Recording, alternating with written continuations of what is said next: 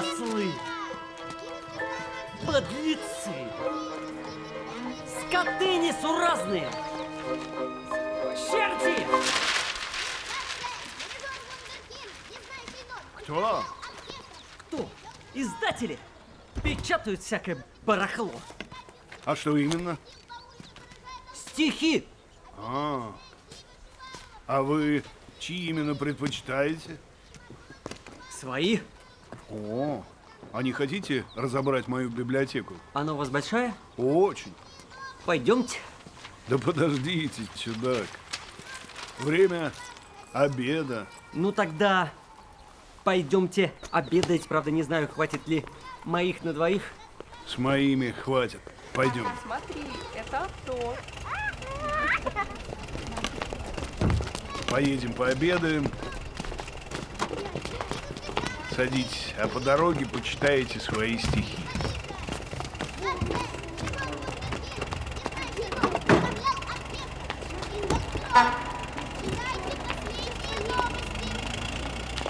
Эмпирей, эмблема фиургий, силуэт сабиизма фетиша, в роднике вдохновенных вальпургий ищет лунное сердце финиша. Электрический пламень миража обескрайнил кудрявые спазмы, и волна вольной волнью виража метит путь из огня протоплазмы, из кострунный безгрёзье крендель. Тки, шутя экзотичную гибель, позвони литургийных бурвензель и себя светом солнечно выбель. Музыкальных религий хоругви нюансируют в радужной гамме. Мы, поэты, пророки, хирурги, молниеносно играем богами.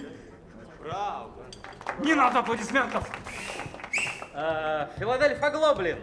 Аплодисменты — это пошлость. Ну, хорошо. Сегодня обойдемся без пошлости. Хотите, я издам сборник ваших стихов? Вы меценат? Можете называть меня так. Ну так как же? Вы считаете, что публика не воспримет мои стихи без участия благодетеля? Простите, не хотел вас обидеть. Это было в белом зале у гранитных колоннад. Это было все в Версале 200 лет тому назад. Ах, назад тому 2 века, не имея лучших тем, герцог Гис маркизе некой прошептал вдруг «Je vous aime». Ах, мой герцог, и мечтать я не могла, и ему маркиза сердце с реверансом отдала. Это было в белом зале у гранитных колоннад. Это было все в Версале 200 лет тому назад. Но швырнул ее он сердце на потеху для молвы, и маркиза шепчет: герцог, герцог, герцог, где же вы? Пусть разбили сердце ложью, в этом сердце вы один. Девушка, а куда вы идете? В библиотеку, книгу сдать. В библиотеку? Всегда мечтал записаться в библиотеку, но представьте себе, не знаю, как это делается. Это очень сложно. Это совершенно не сложно. Пойдемте, я вам это устрою. Что вы? Милая девушка, видели вы когда-нибудь такого мерзавца, как я? Что вы такое говорите? Нельзя так про себя. Подонок. Подлец. Вы думаете, мне книга нужна? По морде мне надо хлопнуть этой самой книгой. Я же к вам пристал. Пристал, как самый последний уличный нахал. А вы, святая душа, даже этого не заметили. Вы, как красная шапочка, доверчиво разговорились со мной, как с серым волком. Да не похожи вы на серого волка. У вас лицо доброе. А что у вас за книжка? Интеллигенция опять в кризисе. Вам надо познакомиться с меценатом. С кем? С меценатом. Он бы вас оценил. Вы очень странный. Но не страшно.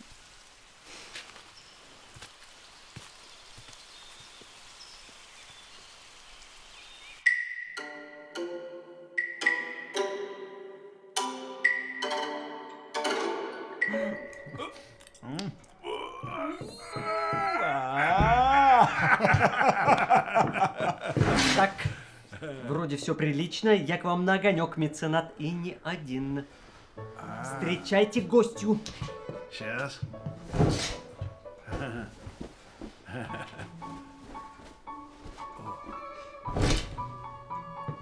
Это меценат, про которого я вам говорил. А этот детина Новакович, вечный студент. Меценат, эта девушка лучшая на русской равнине. Я с ней заговорил как проходимец, а она ответила мне как святая. Меценат, видите, как сильно я вас люблю. Встретил девушку, и первая мысль о вас, меценат, подумал я, вы будете бедным, если не увидите ее. Приветствую вас. Позвольте узнать ваше имя. Нина Иконникова. Очень приятно. Знаете, как я назвал вас про себя, увидев около этого корявого пня? Яблонька в цвету. Гип-гип, ура! Яблонька! Посидите с нами. Мне пора спешить домой, но если вы не будете меня задерживать, то я посижу 10 минут. Если кто-нибудь посмеет задерживать вас, я оторву тому голову и засуну под мышку. О, теперь вы под защитой телохранителя. И жители восторженно встречали ее и расстилали плащи перед ней, чтобы ее нежные стопы не коснулась грубая земля. Прекрасно, Новакович. Не припомню, откуда цитата? А у вас тут сзади рубашка порвалась. Ерунда, вы не обращайте внимания. Проходите, пожалуйста. Да. Уютно у вас? Только странно, солнца мало. Можно? Ага. Смотрите, как хорошо стало. Правда ведь? И порядок стоило бы навести. У вас же есть прислуга? Прислуга-то есть, только после нее ничего не найдешь. Что такое творится-то? Экое чудо-то у нас. Здравствуйте, бабушка. А это моя няня. Няня? У вас, такого большого. Угу. Как славно. Подруга дней моих суровых. Голубка дряхлая моя. А как же вы, барышни, не побоялись прийти в дом к незнакомым мужчинам? Это же разбойники, обидят вас. Меня, бабушка, невозможно обидеть. Я в Бога верю и всех людей люблю. Они хоть и чудные, но очень милые. Ага, такими милыми в пекле все дорожки вымощены. Как звать-то вас? Яблонька ее зовут. Яблонька и есть. Да чего же вы ладная девушка-то? Барышня, а вы бы их усовестили, чтобы они коньячища этого не локали с позаной. Анна Матвеевна, да ведь мы по рюмочке. Знаю твою рюмочку. В такую рюмочку при святом крещении тебя поп окунал. А скушать ничего не хотите ли? Нет, спасибо, мне уже идти пора. Жалко. Но сперва вам рубашку зашью. Я недостоин ваших хлопот. Это точно. Он недостоин. Да не нужно стесняться, дело житейское. У меня еще есть время. А главное, иголка с ниткой.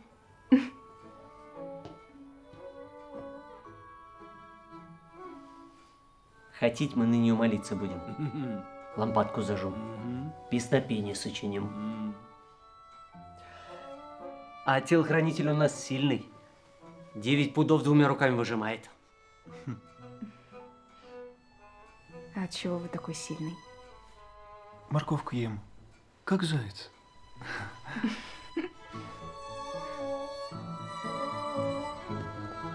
Буду в этих местах, зайду еще посмотреть, как вы тут живете. А коньяка много не пейте, хорошо? Сократимся.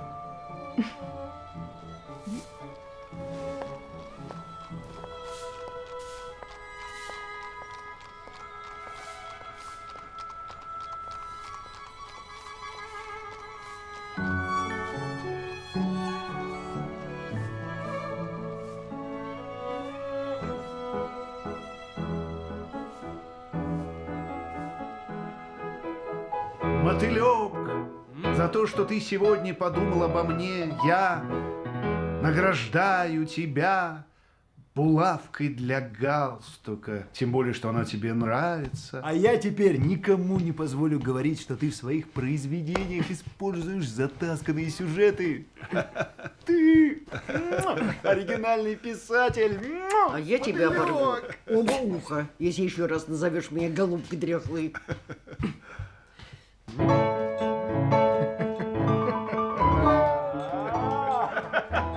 Не по плечу себе дерево рубите, ребятки. Не пора на вам, разбойникам.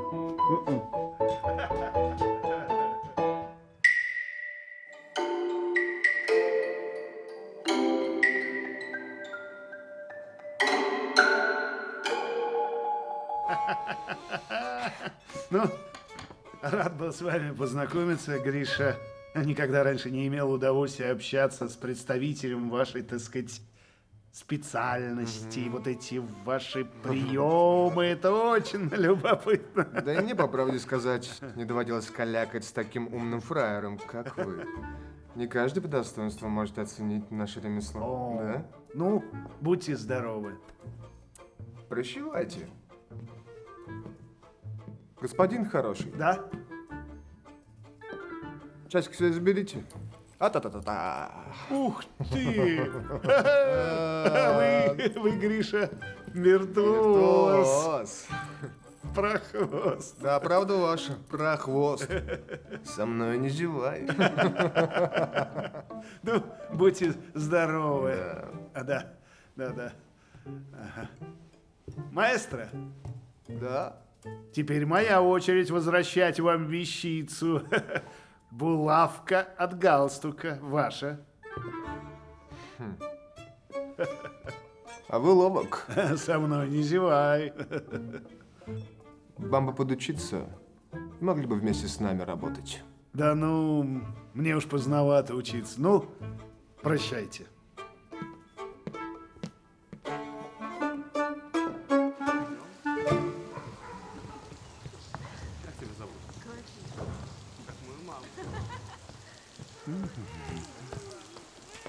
Не хотите ли перекинуться в картишки?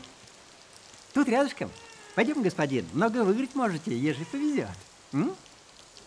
Ну, пойдем. Пойдем? Нет, вы с ним не пойдете. О, Новакович. Вы с ним никуда не пойдете. Это почему? Потому что не надо вам туда ходить. Молодой человек, лучше бы вы не мешались не в свое дело, а? Я же сказал, он с вами никуда не пойдет. Ну-ну, брось, отойди. Вот видишь, чудак, я ж предупреждал.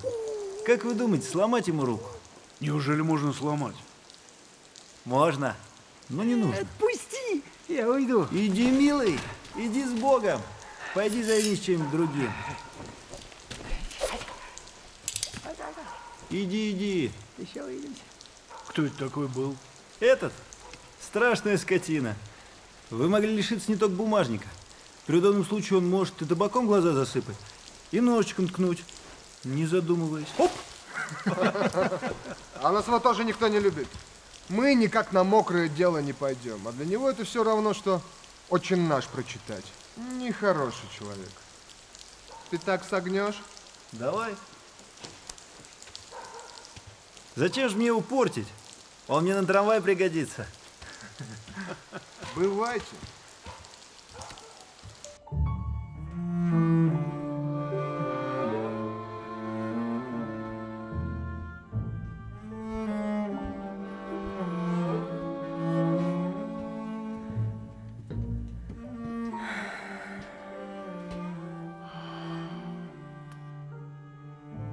Что это вы там возитесь около моего лица? Я поцеловал вас, моя принцесса. Неужели это доставляет вам удовольствие? Мне очень хочется, чтобы вы вышли за меня замуж. Я знаю, что вы любите спокойную, малоподвижную жизнь. Я дам вам ее. Жениться на мне хотите, что ли? Да, о божественная статуя Афродиты. А вы не будете меня... Что? Тормошить? О нет, после медового месяца у вас будет полная свобода. Слушайте, по-моему, женитьба — это такая возня. Портнихи, какие-то документы, обручения. Вы человек очень приятный. Но нельзя ли как-то без этого? Без чего? Без того, чтобы меня тормошили. Вот что, у вас завтра будет полчаса свободного времени? Увы, я уж чувствую, что это будут несвободные полчаса. Нет, только полчаса. Вам нужно будет заехать в церковь и обвенчаться, и все. Неужели это возможно так быстро? Да. А после этого мы поедем путешествовать. Какой кошмар. Толпа на вокзале, носильщики, суета. В отеле нужно устраиваться. Что вы так на меня смотрите? Вы божественно ленивы. И я вам нравлюсь такая? Вы спящая красавица. А это не позволит вам говорить и делать глупости. Что вы говорите? Вот, медовый месяц известного мецената. Читатели это кушают с удовольствием. Впрочем, с еще большей жадностью они проглотили бы очередной мой репортаж с места убийства или зала суда. Мне кажется, Кузя, что ты писал эту заметку не из большой любви к читателям вашей газеты. Безусловно, только из-за любви к одному читателю. Сегодня вручу нашу газетенку меценату. Хоть какая-то ему от меня польза и отрада будет. Думаю, к славе он равнодушен. Да и его принцессу это тоже не взбудоражит. Тут ты прав, мотылек. Ее, на мой опытный взгляд, невозможно ничем всколыхнуть. С каких пор, Кузя, ты стал специалистом по женским натурам? Знаешь, что тебе скажу? Это женитьба самая большая нелепость в жизни мецената. Зачем он женился? Или эта женщина будет моей, или я умру? И что? После этого медового месяца, двух медовых месяцев, эти возлюбленные живут раздельно, врозь. Кузя, как известно, из всех серьезных дел самый шуточный это брак. Меценат любит шутки. Угу.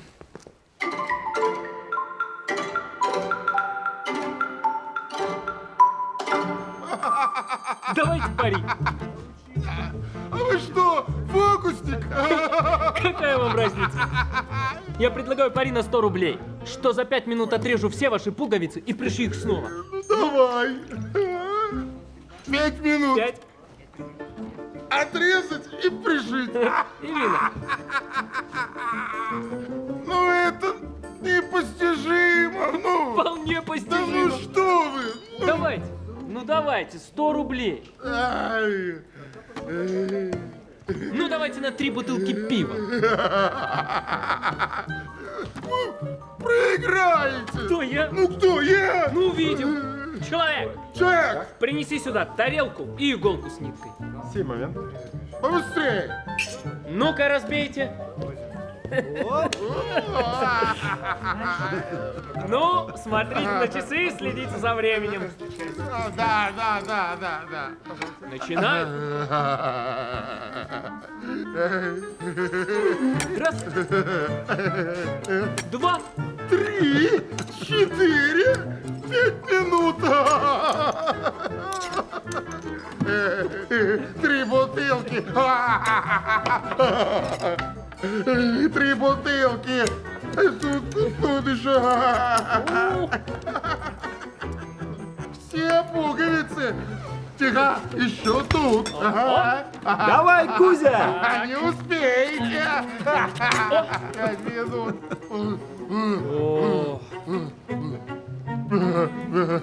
Все, Кузя, 5 минут вышло. Ты проиграл. Черт меня возьми, проиграл. Проиграл. Ну, нечего делать. Человек. Принеси этому господину 3 бутылки пива за мой счет и скажи, сколько с И меня. побыстрее. И нам тоже пора. 5 минут. Отрезать и пришить. Куда же вы? А, на боковую, устал как собака. А пуговицы? Пуговицы все здесь, можете пересчитать, ни одна не утеряна. Не, а пришить? Пришить. Ну, был уговор, пришить в те же 5 минут. Я не успел, за что и расплатился. Проигрыш поставлен. Всех вам благ.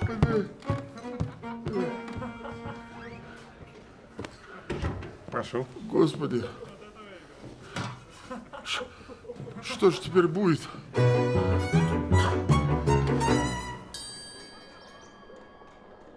А знаешь что, мотылек? Прочитал я твой последний рассказец. Очень славный. Очень. Правда, я его уже читал раньше. У другого писателя. У кого читал? Да у этого, как его? Забыл фамилию. И фабула та же, и персонажи схожие. Нет, если ты начал говорить об этом, то обязан сказать, где ты читал. А какая тебе разница? Чё ты волнуешься? Я его в каком-то немецком журнале читал. Ты же не знаешь немецкого. А ты знаешь. А я-то знаю. Ну вот и присвоил подсознательно. А мне его перевел один знакомый. Как там у тебя прям таки слово? Да. Должен вам сказать, как же вы мне смертельно надоели. Прогоните нас, меценат. Угу. Хорошая мысль. Конечно. Прогоните нас. А через 2 или 3 дня вы приползете к нам, как угрюмый крокодил с перебитыми лапами, и начнете хныкать. Ведь вы без нас не можете. Мотылек, вы циничный и проницательный. Ой, но я так глупо привязан к вам. А вот интересно, любите ли вы меня или нет? Попробуйте разориться. Увидите. Разориться-то не шутка. А вот как я пойму, что вы свиньи и любите меня только из-за денег? Разбогатеть-то опять будет очень трудно. Я вас люблю, меценат! О, няня. Вместо того, чтобы дело какое делать, с утра языки чешете. И ты уже здесь. И с утра уже апельсин жрешь. Проворный. Зачем шкурки бросаешь на пол? Ну что вы? Что вы, Анна Матвеевна? Я их не на пол бросаю, а наоборот, в потолок. Но сила земного притяжения, сами понимаете. Господи, что за компания такая? Ну, как дети. Я даже не понимаю. Как дети. Как дети. Где дети? Какие дети, няня? Ну, как какие? Ваши с принцессой. Твои дети-то. Нянька, отстань, а. Бог не посылает. Ой, а как бы мне хотелось ребеночка понянчить. Сказать не могу.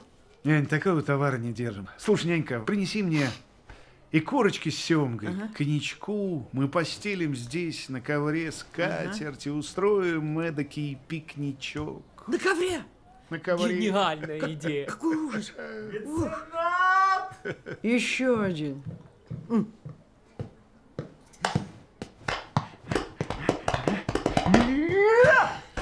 Ну все, пропали 2/3 обеда. Так-то вы меня встречаете, лизоблюды. А я-то все для вас стараюсь. Ночи не сплю. Телохранитель, сними меня отсюда, пожалуйста. Я больше так не буду. Сиди, дыши горным воздухом. Правильно, телохранитель, пусть сидит, ему полезно. Меценат, Ау! вы скучаете? Очень. У этих слизняков никакой фантазии. Есть роскошные развлечения. Можете заплатить мне за него 25 рублей. Потом? Нет, эти 25 рублей мои кровные. Предварительные расходы. Давай продолжай. Значит, выхожу я сегодня рано утром, сажусь в экипаж, подкатываю, значит, к ресторану, заказываю бутылочку шипучего... Кваса? Сел ты сегодня на трамвай и притопал в какую-то харчевню. Не, ну не в харчевню. Есть одно кафе, вроде ресторана. Сними меня отсюда и ври сколько хочешь, я слова не скажу. Кузя, помолчи. Ну, продолжай. Значит, познакомился я в этом кафе с одним молодым человеком. Ну, ароматнейший фрукт, бриллиантовая капля росы на весеннем листочке. Представьте себе, стихи пишет. О, да, каков подлец, будто миру мало одного мотылька. А вы знаете, какие стихи мастачит мой новый знакомый? Я запомнил только 4 строчки. В степи избушка, кругом трава. В избе старушка. Скрипит едва. Браво! Рифмы безукоризненные. А я его с собой привел. Кого? Этого самого. О, во дворе ждет. Я ему сказал, что это чопорный аристократический дом, где нужно долго докладывать. А Да я? вот там он. Я тоже хочу посмотреть. Вон он.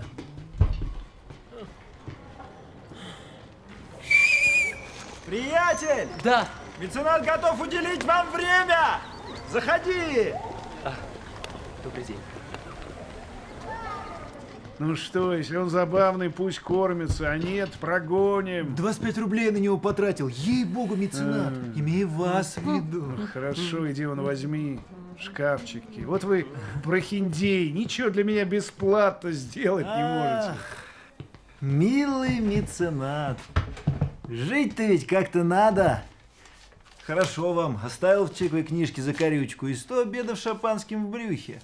А мне вот отец наследство не оставил. Мы народ трудящийся.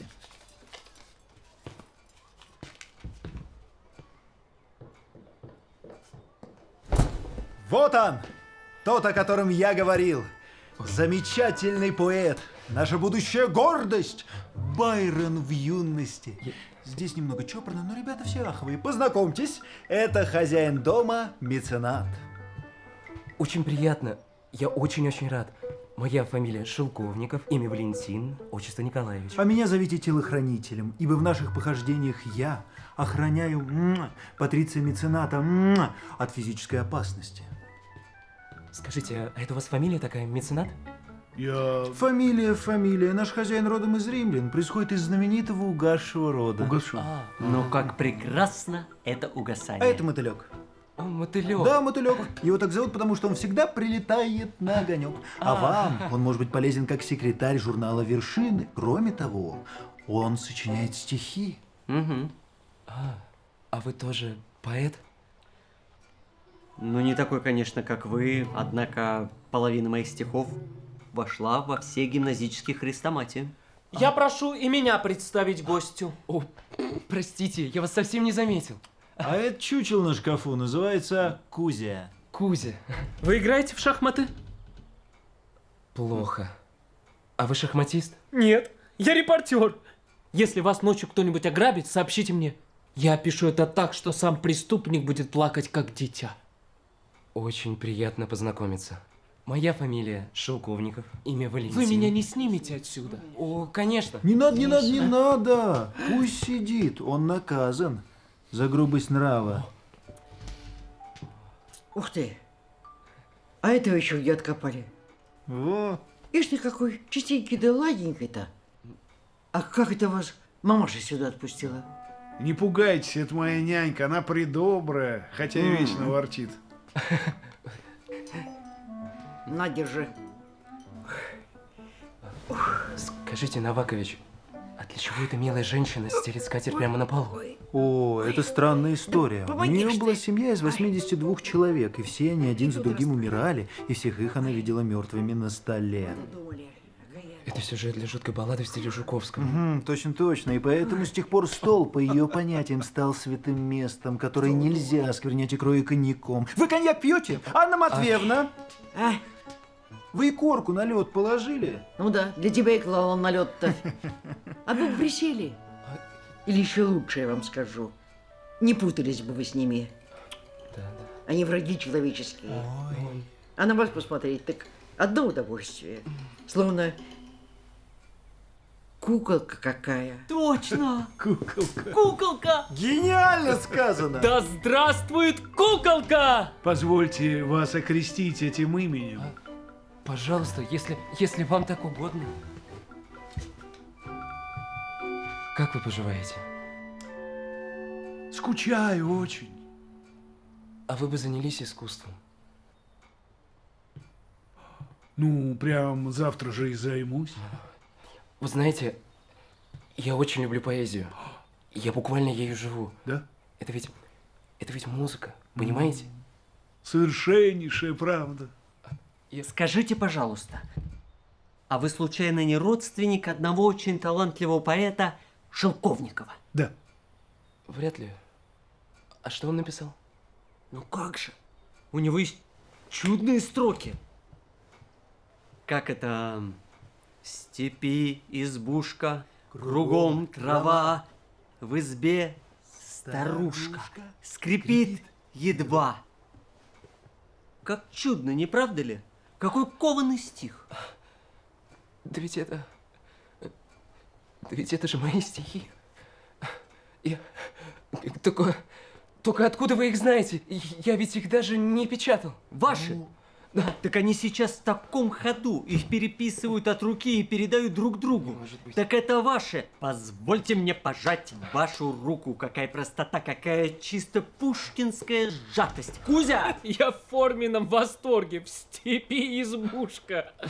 Всего 3 слова, а передо мной рисуется степь, поросшая ковылем. Далекая, бескрайняя. А это кругом трава. Трава и больше ничего. Стоп! Точка! Но я чувствую аромат этой травы. Я слышу жужжание 1000 насекомых. А дальше?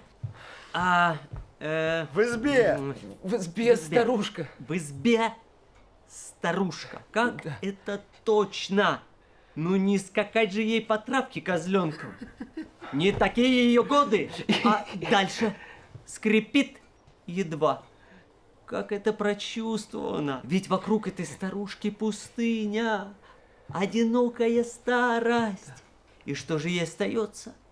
Скрипеть. Браво! Браво! Браво! Друзья, вы так верно поняли мой замысел.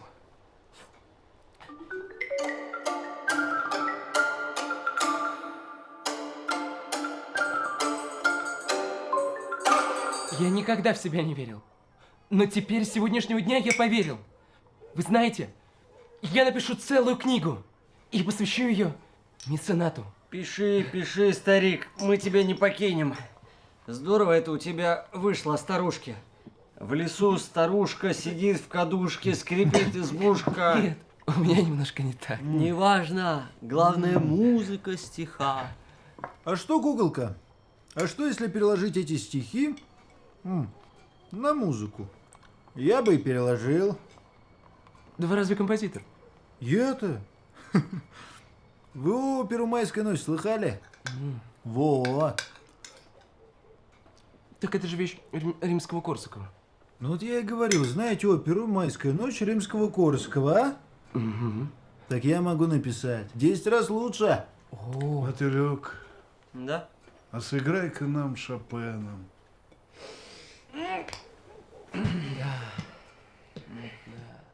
Так вы, значит, плохо играете в шахматы? Очень плохо. А если я вам дам фору, коня и пешку? О, неужели вы так хорошо играете в шахматы? О.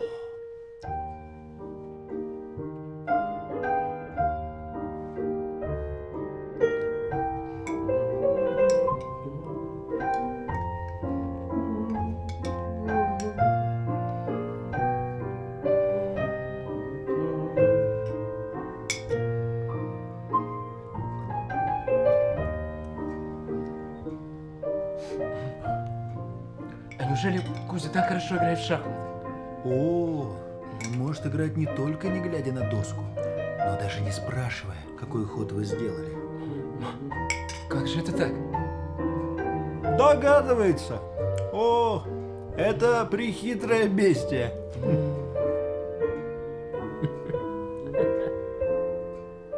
В степи стоит себе избушка, кругом трава, трава, трава, трава. Ваши? Живет в избе себе старушка и лишь скрипит себе едва, но в руки взяв вина стакан, танцуют все. За мецената. Кан-кан-кан, вина стакан, скрипит одна, скрипит одна. Мотылек, у меня немножко не так. Я знаю, но по музыке нельзя иначе. Мотылек, это не мое.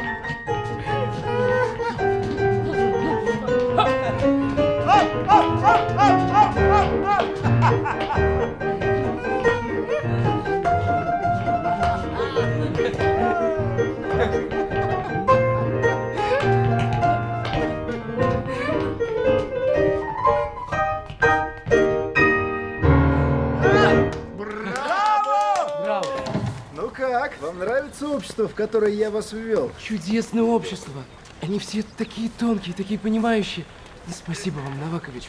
Вы не представляете, я никогда не забуду этого дня. Если меценат позволит, я буду приходить к вам часто-часто. Можно? Конечно, куколка. Будем рады вас видеть. Ну, да. Давай. Ой. Добрый день.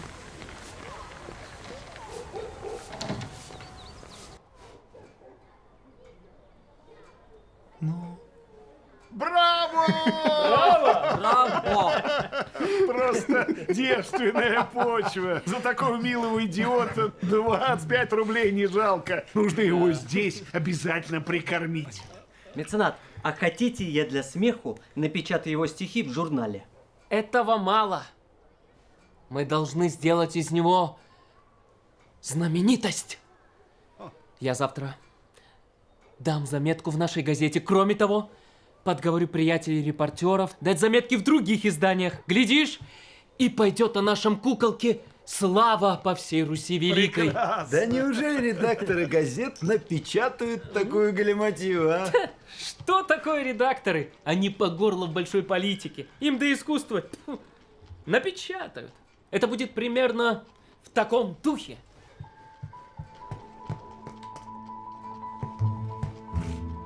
На днях в доме известного мецената и покровителя искусств в присутствии избранной литературно-артистической публики выступал молодой, но уже известный в литературных кругах поэт В. Шелковников. Выступление произвело фурор. В литературных кругах много толка вызывает появление на нашем скудном небосклоне новой звезды, молодого поэта Шелковникова. По мощности, стилю и скульптурной лепки стиха произведения его, по мнению знатоков, оставляют далеко позади себя многие творения недавних кумиров публики. В скором времени выходит первая книга стихов талантливого поэта. А вот еще последнее на сегодня. Академия наук возбудила вопрос о присуждении Пушкинской премии молодому таланту Шелковникову, стихи которого произвели столько шума. О как! Берусь не только куколку, Анну Матвеевну всероссийской звездой сделать. Ай да старушка в избушке верхом на пушке. Вот смех-то будет, когда наша шутка раскроется. Известный писатель Куприн устроил в ресторане пьяный дебош. Известный писатель Куприн устроил в ресторане пьяный дебош.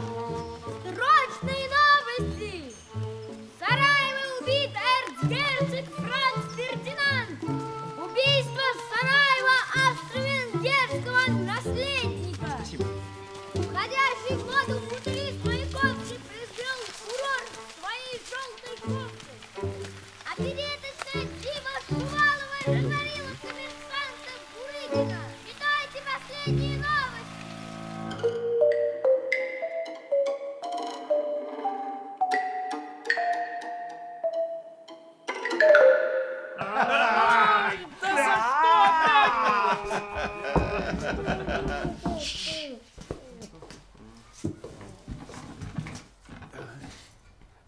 Друзья, можно к вам? Я, кажется, слышал, вы над чем-то громко смеялись. А, куколка, чего вы там бормочете? Заходите. Да, вы что-то смешное рассказывали. А это я своему отцу рассказывал. Понимаете, он был настолько высок ростом, что когда ему приходилось высморкаться в платок, он вставал на колени. Очень странно. Зачем же это он так? Да, теперь уже и не спросишь. Мы так рады вас видеть, куколка. Кузя, что с вами? Ай, не обращайте внимания, он наказан. Послушайте, я понимаю. Я, конечно, глуп, неловок и провинциален. Я сам это сознаю. Но я хотел вам сказать, что таких людей, как вы, я встречаю в своей жизни впервые. Что ж вы такое говорите, куколка? Мы вас не понимаем. Мы такие горячие почитатели вашего чудного таланта. Я знаю. Понимаете, прежние мои приятели, они шлепетали мне на уши всякие хорошие слова и не более. Но вот вы... Похож. Вы не только обласкали меня. Вы сделали для меня то, чего не сделал бы отец родной. Я понимаю, что, конечно, в ваших газетных заметках много дружеского преувеличения, многого я еще не заслуживаю, но вы дали мне крылья. До встречи с вами я был жалок и вял, а теперь я окреп. Я стал сильнее, я стал мощнее. У меня есть ощущение, что если я сделаю несколько взмахов крыльями, я взлечу к самим небесам. Не улетайте от нас, куколка. Друзья, я сделаю все, чтобы оправдать ваши даже самые завышенные надежды на меня. У меня теперь есть цель и смысл моей работы. Я хочу, чтобы спустя много лет вы могли мною гордиться, чтобы вы сказали: да, это мы помогли сделать куколке его первые робкие шаги. Это благодаря нам он стал великим поэтом, который внес благородный вклад в ули русского искусства.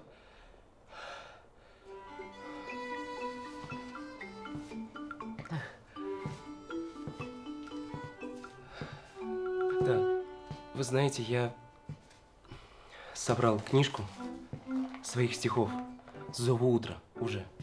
Как? «Зову утра». Ага. Ну, вдруг найдется издатель. Неужто это сборник стихов, подобных старушке в избушке? Нет, Кузя, это в другом роде. Неужели вам так понравилась печаль старушки? О, это вещь высокого напряжения. То, что называется шлягер. Кузя. А чего вы меня так любите? За талант, батенька. Исключительно за талант. Ох, жалко мне с вами сегодня расставаться. Но я должен идти. Мне необходимо обработать одно стихотворение. Искусство, творчество превыше всего.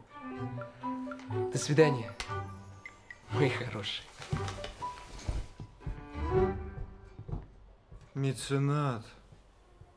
Каков экземпляр, а? Из-за такого субъекта я получил всего 25 рублей, а? Так продешевить. Да, не гожусь я в торговце живым товаром. Ага. Послушайте, друзья мои приспешники, шутка наша хороша, конечно, но как мы из нее все выпутаемся? А вдруг этот глупыш и правда напечатает свой сборник? Это ж будет скандал на весь мир. И пусть будет скандал. Я давно ждал такого мирового звонкого скандала, потому что такого болвана, как этот куколка, 100 лет не отыщешь. Пусть будет скандал. Так и надо. Так и надо. Смотрите, взбесился человек. Нет, я давно поджидал такого случая. Погоди. Обратите внимание, я пишу. Я творю кровью собственного мозга, изливаю лучшие свои чувства. И что же, критика меня не замечает. Публика глотает мои произведения, как гиппопотам апельсины. Так я тоже плюю на них на всех. Я хватаю этого куколку и швыряю в их гиппопотамию пасть. Вот достойный вас поэт. Нате, жуйте! А я, как Диоген с фонарем, отыскал самое бездарное и самоуверенное, что есть в этом мире. И хохоча склонил ваши воловьи шеи над этим апофеозом пошлости. Кланяйтесь ему! Кланяйтесь!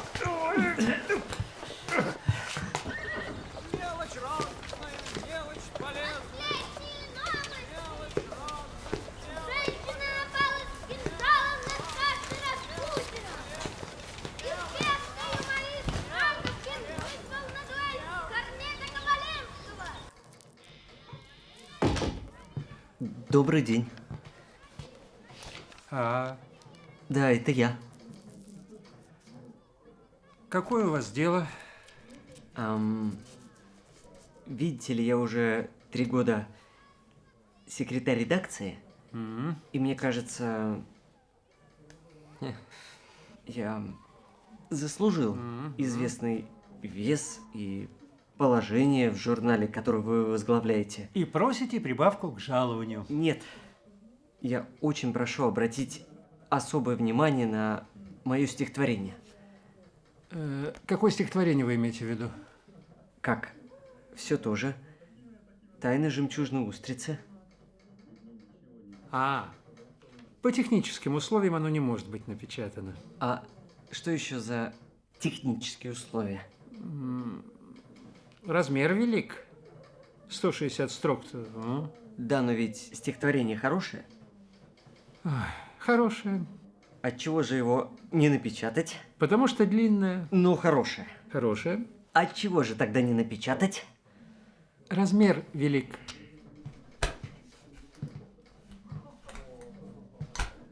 У Пушкина поэмы были на 2000 строк. Вы бы Пушкина не напечатали. Нет, не напечатал бы. Формат, батенька. Вы знаете, у меня ботинок прохудился. Я сочувствую вам. Я очень благодарен вам за ваше сочувствие. Почините его. Вы обращаетесь не по адресу. Я редактор, а не сапожник. Вот именно что, сапожник.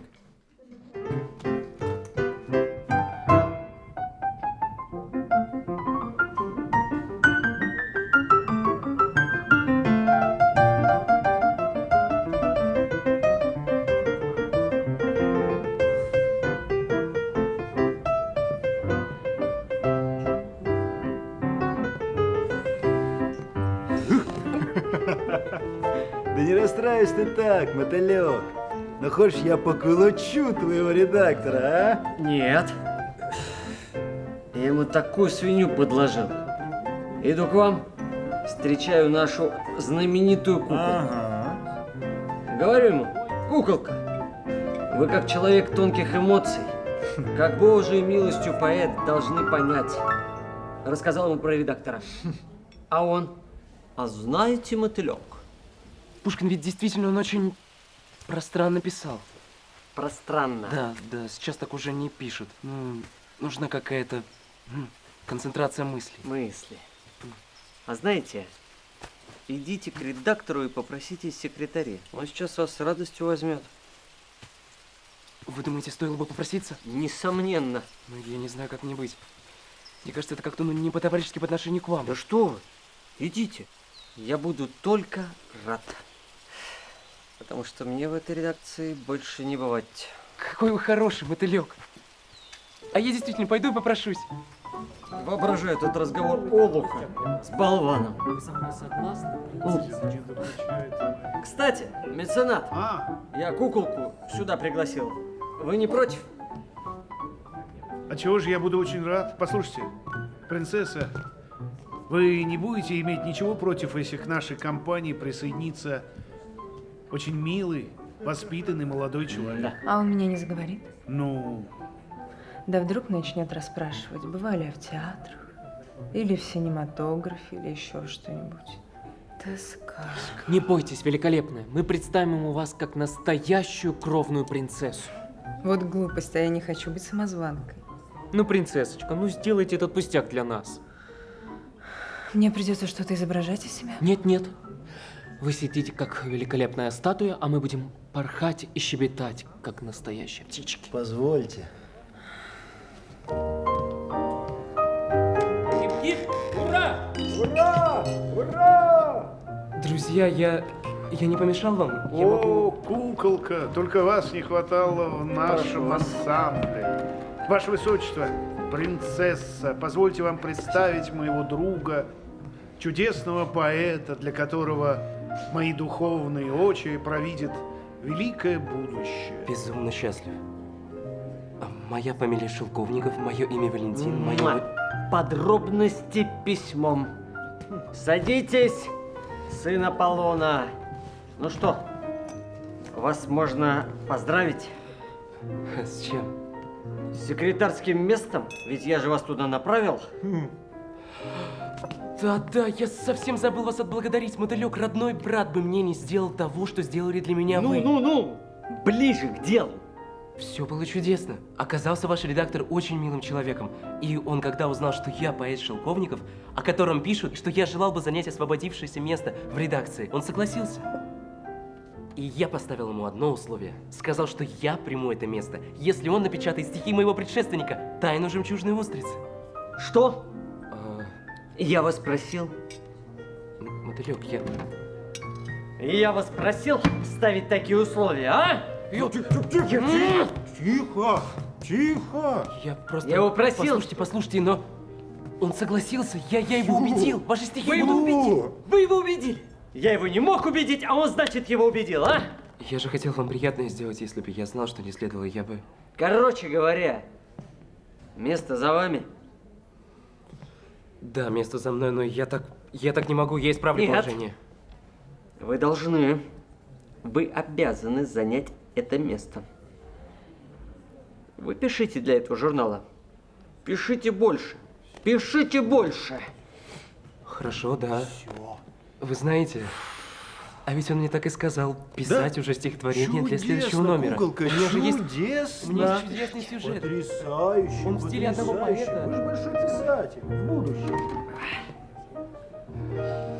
Новакович, я что-то сделал неправильно, да? Нет, все правильно. Но я же хотел как лучше. Я понимаю, конечно.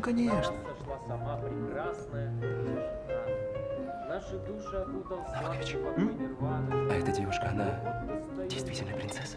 О, да. Прям настоящая? Конечно. Только она не любит, когда ей говорят о ее царственном происхождении. Вы знаете, это вообще очень тяжелая история. Она недавно пережила большую душевную драму. Дипломаты ее родины задумали выдать ее замуж за царя Эфиопии. Она, понимаете ли, не может переносить черного цвета. Это, кажется, называется дальтонизм или идиосинкразия. Поэтому она бежала, севши в корзину воздушного шара, который для забавы был привязан в роскошном саду ее владетельного отца. И вот северо-восточный ветер принес ее в Россию. Как же вы познакомились? Целая история. Вы знаете, пошел я однажды прогуляться. Вдруг вижу воздушный шар. Он вот так вот низко-низко по набережной летит. Но вы же знаете мою силу и ловкость. Подскочил я, значит, ухватился за канат и притянул корзинку. А там принцесса в обмороке. Извлек я ее оттуда, привел в чувство, и с тех пор мы с ней друзья. Новакович, это же удивительный сюжет для стихотворения, не находите? Чудесный, куколка. Я чувствую мотив уже. Вы знаете что, куколка, я вас только об одном попрошу. Вы ей не напоминайте эту историю. Ей тяжело вспоминать. Конечно, я все понимаю. Знаете что, вам бы подойти и пообщаться с ее высочеством.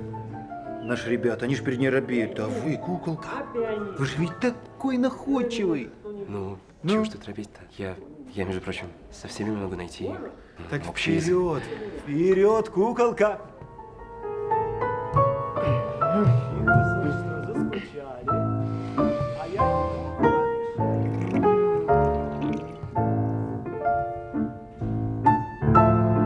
А когда же мы устроим коронование куколки в поэты?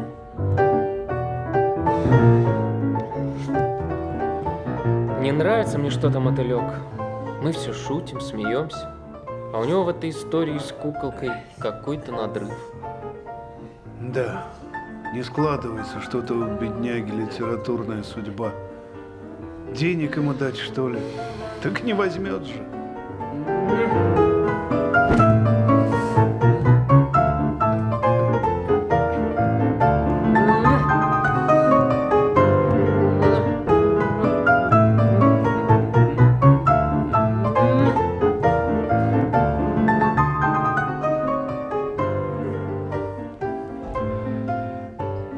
Как вы себя чувствуете? Что вы говорите? Я говорю, как вы себя чувствуете? Спасибо. Очень хорошо. Только они такие шумные. Вы тоже из их компании? Вы знаете, я имел честь познакомиться с меценатом и его друзьями совсем недавно. Но главное, что они приняли меня как родного, и вы не представляете, как я хорошо себя чувствую в их компании. А почему не называют вас куколка? Такое прозвище дала мне Анна Матвеевна. Однажды прелестная, кстати, женщина. И они как-то подхватили, и все. Можно я тоже буду вас так называть? Конечно. Если вам так нравится. А вы шумный? В каком смысле слова? Ну, вообще-то нет. Я очень тихий. Очень хорошо. Приезжайте когда-нибудь ко мне. Я вас чаем напою. Ну, конечно, я не замедлю посетить вас. Я очень люблю чай.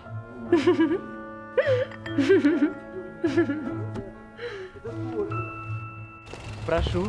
Вот. Можно? О! Да, садитесь. Требую короновать куколку в короли поэта! Иди сюда. А вы любите поэзию? Люблю. Только чтобы стихи короткие. Мои не длинные. Вот. А как это они хотят вас короновать? Не знаю, но это, вероятно, очень забавно и весело. Коронуем в субботу у меня. Нужно предупредить Яблоньку, не посвящая ее в нашу шутку. Хорошо, я ей сообщу. Да зачем же тебе затрудняться? Я готов взять эту миссию на себя. Да, Кузя, я тебя сейчас на фонарный столб посажу. Ты можешь меня посадить хоть в карман. Я все равно на весь крещеный мир прокричу: православные! Телохранитель влюбился в яблонь. Не приставай к нему, как комар. Не трогай моего телохранителя.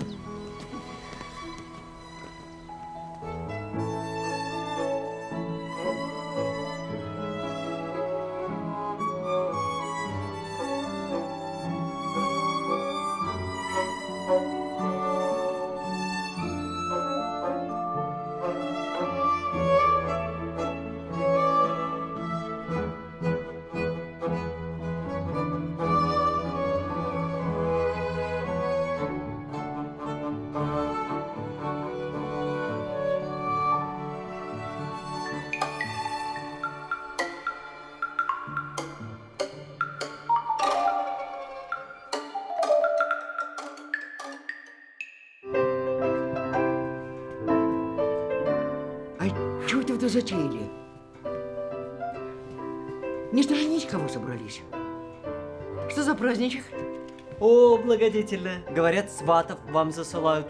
И кто тебе лешему язык привязал? Голубка моя, хоть ты мне объясни, что тут затевается-то? Думаете, нянечка, я знаю? Мне было велено прийти в парадном виде. Спрашиваю, зачем? В ответ мычание. О, мудрёный, о! А настало время объяснений. Сегодня мы коронуем одного чудного поэта. А имя этому поэту — Куколка. А что за коронация? Не что он царь какой? Король, бабуся. Король поэтов. Ой, ну дай ему Бог, дай ему Бог. Добрый день. Приветствуем. Можно к вам? А вот и он, легок на помине. А, вот они две золотые головушки собрались.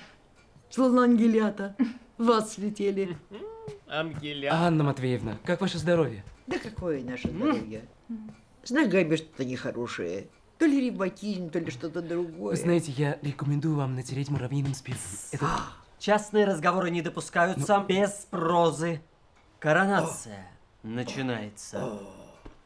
Все по местам.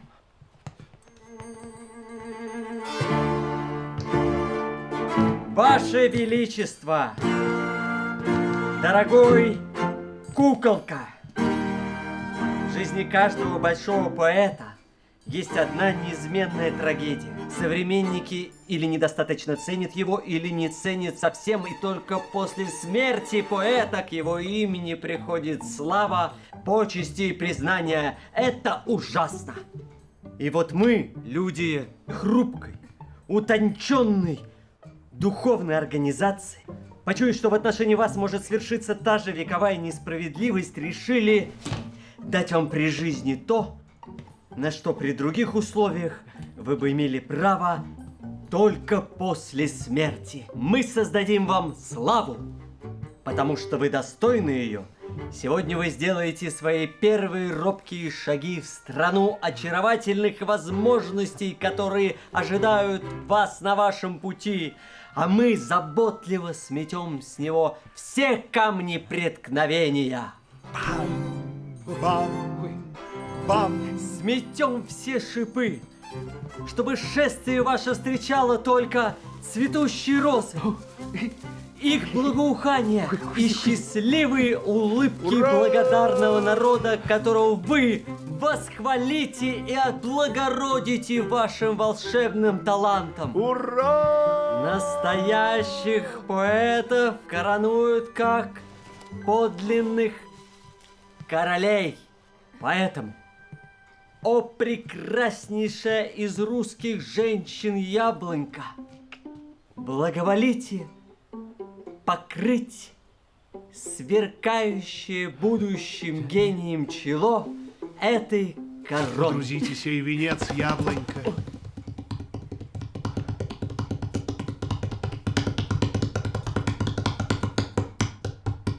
Ура!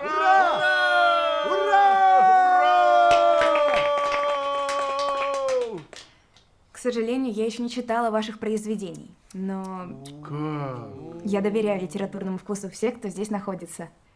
И поэтому присоединяю свои пожелания и поздравления. Вот что я вам скажу. Работайте, рвитесь вперед, не удовлетворяйтесь внешним успехом, а главное, не застывайте на одном месте. В искусстве все в стремлении. Король, вы уронили на мою руку пару ваших слезинок. Это нехорошо, непростительно. Мужчина должен быть крепче. По бокалу шампанского. Простите, а мы ведь с вами не знакомы. Моя фамилия Шелковников, имя Валентин. Так вы Валя. Так вас зовут близкие? Да. Дорогая яблонька, любезная куколка, позвольте прервать вашу милую беседу и пригласить наш теплый дружеский кружок. Выпейте с нами. Вот и шут ты, и разбойник. Ну, давеча сказал так, что у меня у старухи слезу прошибло. Ты бы остепенился, тогда бы из тебя и человек вышел. Кончу жизнь или знаменитым поэтом, или в сумасшедшем доме. Будь я таким же красавчиком, как этот куколка, покорил бы весь мир. Какая ж кислятина это ваше шампанье. Аж до слез. Позвольте вам задать ряд вопросов. Где вы родились? В Симбирске. Учились? Учился. А почему начали писать? С детства тянуло к литературе. На какие языки переведены? Собственно, пока ни на какие. Кого из классиков лично знали? Тургенева, Достоевского, Гончарова? Помилуйте, меня тогда еще на свете просто не было. Вы уже приступили к задуманному вами роману? Вы знаете, я еще размышляю. А сюжет из какого быта? Еще не решил. Не хотите ли осветить проблему духовного оскудения интеллигенции и отрыва ее от родной почвы? Возможно, да. Потом. Понимаете, меценат, когда мы с ним познакомились, он уверял меня, что учится в лесном институте. Могли бы быть какие-то перспективы. Вы сами понимаете. А он оказался простым приказчиком на дровяном складе. Как вам это покажется? Отчаяние и ужас. Я бы не пережил такого удара. Знаете, я поэтому с ним и разошлась. И правильно. Я надеюсь, он не пережил и покончил с собой. Какое? Я сама так думала. А он за Дусей, рыжая такая, стал бегать. Да еще и смеется. Смеется. Это просто какой-то просто необыкновенный цинизм. Просто нужно вычеркнуть его из памяти. Так я уже и вычеркнула. Ну и умничка, ты моя девочка. Ну, а ты моя красавица. Чудная конференц-де-пресс. Некоторых подогнал сюда я. Благодарю. Ты знаешь, он каким-то чудом удержался на моем бывшем месте в редакции. Я думал, дело окончится скандалом, а он приспособился. Ну ничего, ничего. Недолго ему порхать, как только тиснет он в журнале свою старушку в избушке кругом трава. Вот тогда и загремит, как пустое ведро по лестнице. А этот редактор, остолоп, придет ко мне на поклон. Вот тогда-то я и посмеюсь. Из ничего, из пустышки создали себе властители мира. Заслужили вы его, подлые рабы. Отлучусь. Мотылёк, Кузя, вы ставите меня просто в неловкое положение. Какой роман? Я даже не задумывался. Все к этому идет. Пора осваивать большие формы. Вы думаете? Конечно. Впрочем, меня посетила мысль написать роман в 3 частях. Такой толстый. Милые мои, почирикайте что-нибудь. Что же вы нас за птиц считаете вовсе? Ужасно обидно, что вы, кажется, нас совершенно не считаете за интеллигентных. А я даже слушала курсы повивальных бабок. Если у меня родится ребенок, ты, Мусь, будешь первой бабкой, которая побьет его. Да не кончила я курсы. И все из-за того инструктора. Так ты пожертвовала карьерой ради сердца? Какой вы странный меценат. Говорите серьезно, а будто и смеетесь вовсе. Это смех сквозь невидимые миру слезы. Почирикайте что-нибудь еще. Ну что мы вам, люди или птицы? Ну, конечно, люди. За убийство каждый из вас убийца получит такой же срок, как за убийство самого Льва Толстого. А у меня есть фотокарточка Льва Толстого. Ой, как старик бы обрадовался. Простите, меценат, я ни за что бы не решился, если бы не было бы серьезного дела. Я могу? Проходите. Познакомьтесь, это слева Муся, справа Лёля. Только не перепутайте. Какой хорошенький. Ну, просто куколка. Так его куколка и зовут. Вы актер? Нет, я поэт. Напишите мне стишки. Ну, с удовольствием я обязательно выберу час свободный и напишу. Милый меценат, мне нужно с вами поговорить очень серьезно. О, ну пойдемте. Милые барышни, закажите вина и фруктов и позабавьтесь здесь без меня. Простите. Что вы? Меценат, верите ли вы мне, что я вас люблю больше, чем всех остальных? Верю. Очень хорошо. Мне так легче говорить. Я обращаюсь к вам, потому что вы самый умный, вы самый добрый. Вообще вы мне напоминаете Бога Отца, к которому всякий человек имеет право обратиться со всякой просьбой или со всяким даже самым диким советом. Куколка, ну что случилось-то, ну? Мне просто, кроме вас, некому больше обратиться по самому неприятному для меня делу. Дело чрезвычайно деликатное. Со мной такое впервые. Вам нужен совет? Говорите смело. Меценат, вы не считаете меня ловеласом? Боже, сохрани. Дело в том, что одна женщина мне призналась в любви. И, как это сказать, немножко меня преследует. А я, видите ли, ее не люблю. Буду откровенен, мне нравится другая. А это первая, она хотя и красавица, но не по душе мне. Такое бывает, меценат? Бывает. А скажите, вы этой женщине давали какой-то повод? Повод? Да. Ни малейшего. Нет, ну что вы, я... Впрочем, я был с ней обходителен, вежлив, но это как со всеми прочими. Вы человек умный, опытный, подскажите, как это ликвидировать? Послушайте, куколка, для того, чтобы дать вам толковый совет, я должен знать, кто это первая. Я думал, вы сами догадаетесь, это же ее высочество. Какое высочество? Да. Боже мой, да, ну, красавица, которая была с нами здесь в прошлый раз. Ну, еще Новакович говорил, что она сбежала от отца на воздушном шаре. Ну, одним словом, Что с вами, меценат? Нет, ничего. Видно, вина выпил больше, чем полагается. Подождите.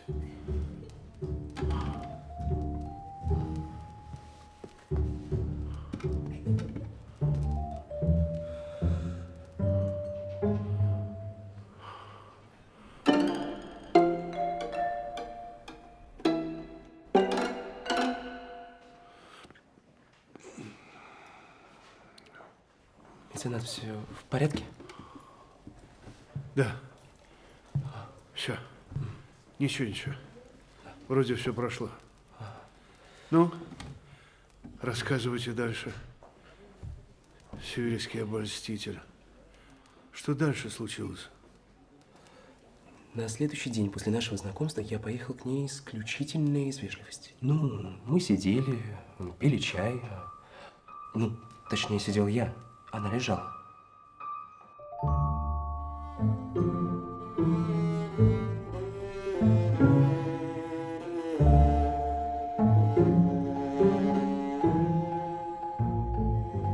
Ну, а потом я ей стал свои стихи читать.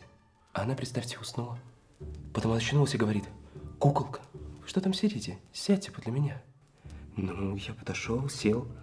А эта принцесса, значит, начинает мне волосы гладить. Ну, я подумал, что ей стихи мои нравятся. Ну, что она их так одобряет.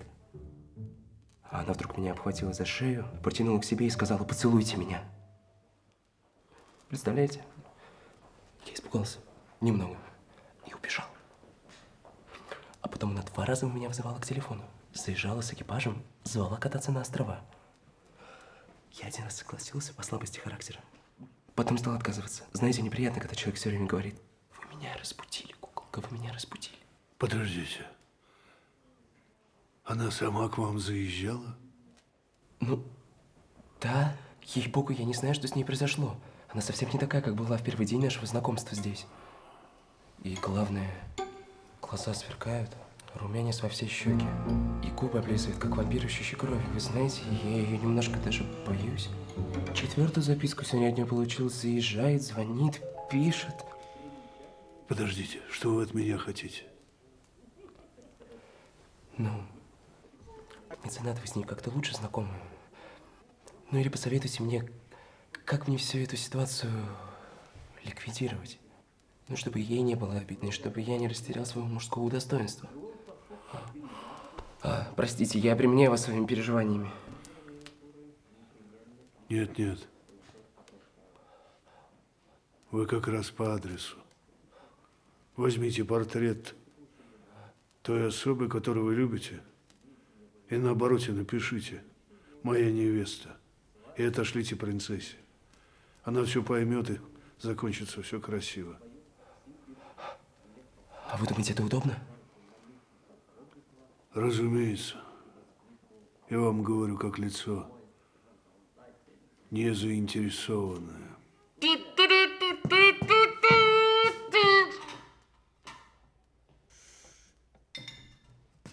Простите, меценат, если я не вовремя, мы замолчим. Нет.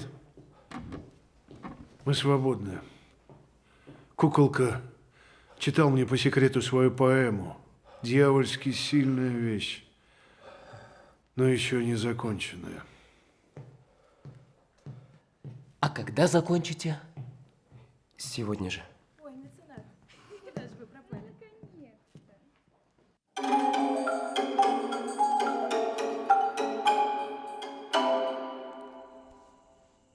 Не понимаю, почему меценат сам к вам не явился, а послал меня? Такое простое дело. Говоря кратко, он просит у вас отпуск. Какой отпуск? Боже, как все это утомительно. Он собирается ехать на Волгу. От Рыбинска до Астрахани и обратно. И берет с собой мотылька, Кузю и меня. Конечно, и куколку с собой берет. О, нет. На что нам от юродивый? Он забавен только здесь, как объект мотыльковых и Кузиных затей. Так как же, даете меценату отпуск? Когда же я его удерживала? Пусть едет. Желаю вам хорошо повеселиться. Господи, как я устала. Яблонька моя. Наша яблонька.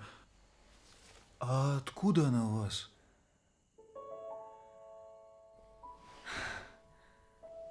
Скажите, телохранитель, это ваша яблонька.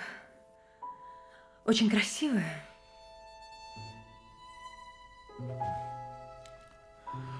А писать яблоньку так же трудно. Вы ее любите, Новакович? Правду вам сказать. Больше света Божьего. Так уходите вон. А? Дурак вы. Вообще все вы дураки. Уходите. Уходите скорее. Прочь. Да-да, простите.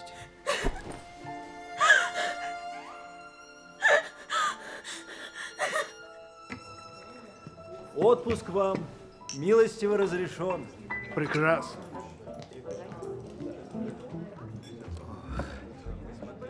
Только такое дело деликатное. Меценат, не можете вы мне объяснить, каким образом к вашей жене попала яблонька? Вот, кусочек ее нашел. Яблонька? Может, моя принцесса ревнует к яблоньке? Хотя и повода никакого не давал. Срочные новости! Австро-Венгрия объявила войну Сербии! Австро-Венгрия объявила войну Сербии! Обиженная Сербия взывает о помощи! О, добрый день. Рад приветствовать. Какими судьбами? Решили к нам вернуться? Да вот передали, что редактор очень просил меня зайти зачем-то. Ага. Идите, идите. Он на месте. Все взоры обращены на Россию!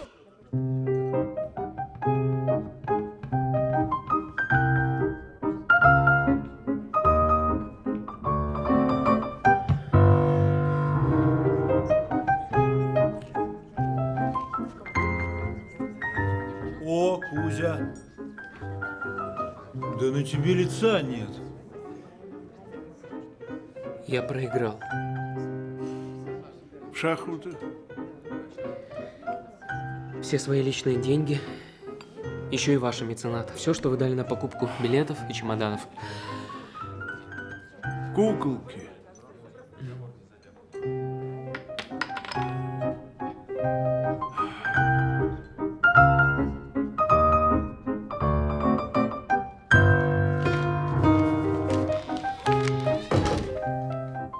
Мотылек. Мотылек, как я рад вас видеть!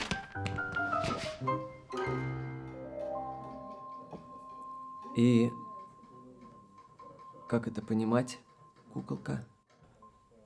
Я сейчас все объясню. Дело в том, что наш редактор, он ушел работать в новую газету, а издатель, примилейший человек, он пригласил на освободившееся место редактора меня. Мотылек, я всегда помнил, что я всем обязан вам. И я решил, что я смогу отблагодарить вас тем, что вы сможете занять свое секретарское место.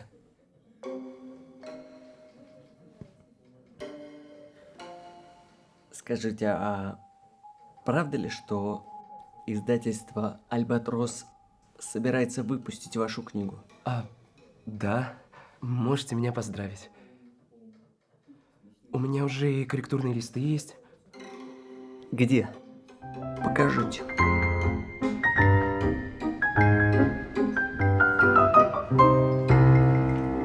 Показал мне свою старушку в кадушке. Нет, ну вы видали, какой мерзавец? Ясные глазки, серебристый голосок. Я дилетант, я давно не играл. Мне, маэстро, с вами куда уж тягаться? Меценат. Он мне на 4-й партии такой гамбит показал. Я уж не знаю, как его и назвать. Гамбит чертовой куб!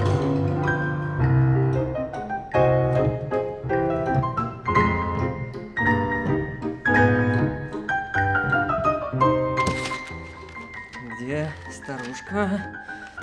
Старушка есть? Есть, а? Старушка в избушке. Куда вы ее запрятали? Я совершенно не понимаю, чем вам так нравятся эти стихи. Мотылек, ну, я сюда их не включил. Как? Как не включили? Потому что... Почему не включили? Вы написали эти стихи или не вы?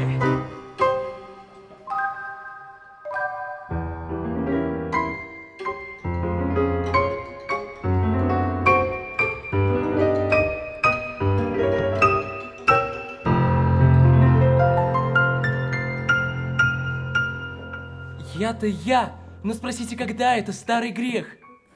Мне тогда было не более 15 лет. Когда Новакович попросил меня прочесть свои стихи, тогда, при нашем знакомстве, я начал их читать в хронологическом порядке. И он, совершенно неожиданно для меня, на этой самой несовершенной старушке схватил меня за руку и потащил к меценату.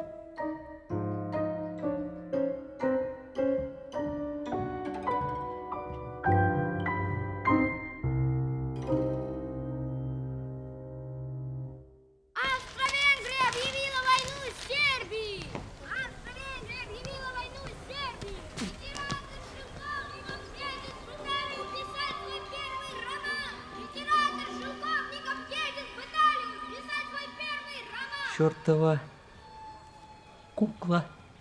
Австро-Венгрия объявила войну Сербии! Австро-Венгрия объявила войну Сербии! Читайте последние новости! Друзья, дом мецената принес мне счастье. Здесь я обрел самое главное, что нам может быть даровано на земле, и это любовь. Позвольте мне представить вам мою невесту.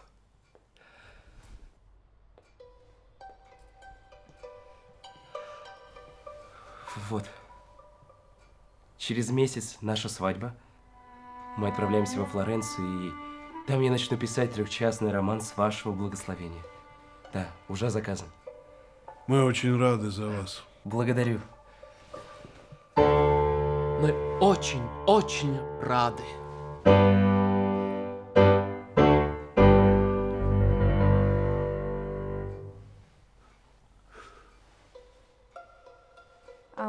Нам пора? Мы только Да. на минутку забежали. Валя еще корректуру в типографию отвозить. Да. До свидания, разбойнички.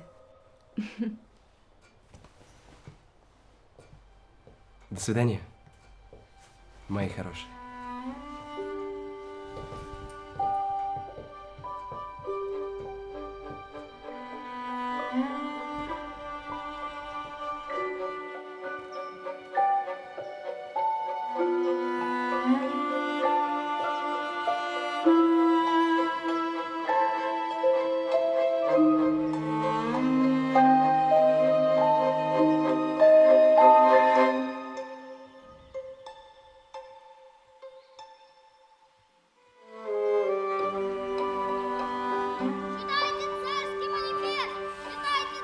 Война. Германия объявила войну России! Последние сводки из театра военных действий! Читайте царский манифест о войне! Объявила войну России! Последние сводки из театра военных действий!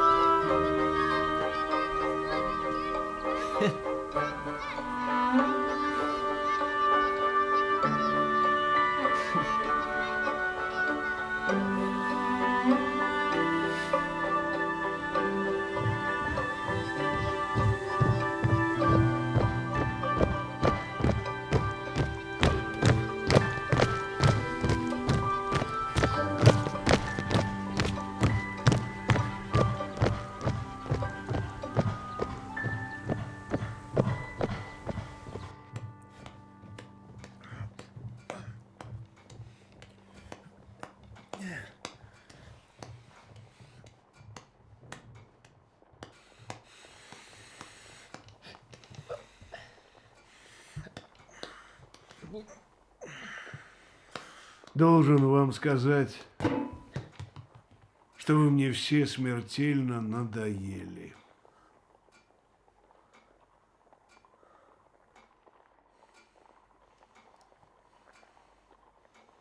Прогоните нас.